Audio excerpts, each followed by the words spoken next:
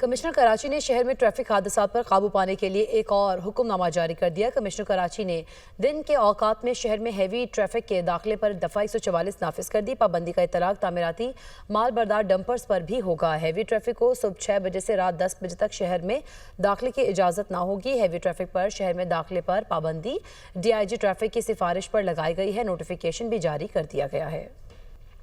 Commissioner Karachi ने शहर में ट्रैफिक हादसात पर काबू पाने के लिए एक और हुक्मनामा जारी कर दिया। कमिश्नर कराची ने दिन के औकात में शहर में हैवी ट्रैफिक के दाखिले पर दफ़ा 144 नाफिज कर दी। पाबंदी का इतलाक तामीराती माल बरदार डंपर्स पर भी होगा। हैवी ट्रैफिक को सुबह 6 बजे से रात 10 बजे तक शहर में दाखिले की इजाज़त ना होगी। हैवी ट्रैफिक पर शहर में दाखिले पर पाबंदी DIG ट्रैफिक की सिफारिश पर लगाई गई है। नोटिफिकेशन भी जारी कर दिया गया है।